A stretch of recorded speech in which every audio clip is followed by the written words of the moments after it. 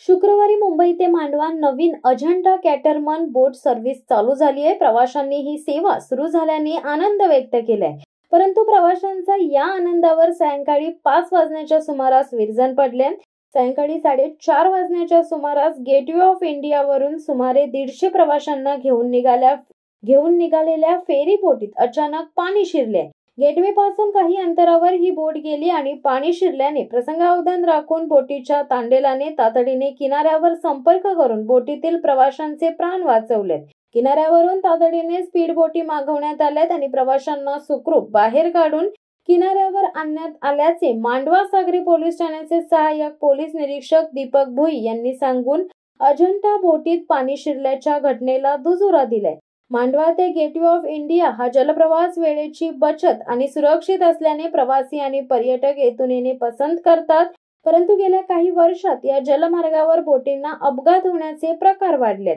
खास करून अजंठा प्रवासी जलवाहतूक सेवा देणाऱ्या बोटींचे अनेकदा अपघात झाल्याचे सवश्रुत आहे। शुक्रवारी नवीन अजंठा जलवाहतूक करणाऱ्या बोटींची सेवा सुरू करण्यात आली। यासाठी मालकांनी नवीन बोटींची व्यवस्था केली।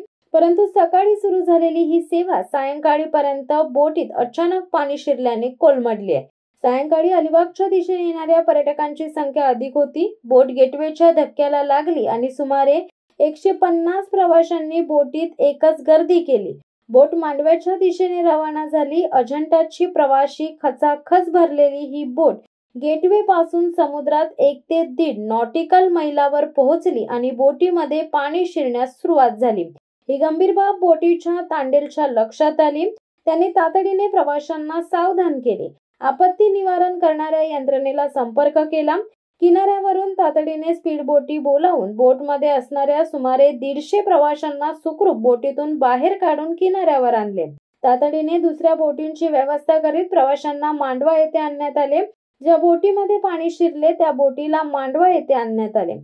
त्या बोटींचे काम करून पुन्हा ती बोट प्रवासी वाहतूक करण्यासाठी सोडण्यात येणार असल्याचे देखील समजते। शिवसत्ता टाइम्ससाठी धनंजय कवटेकर, अलिबाग।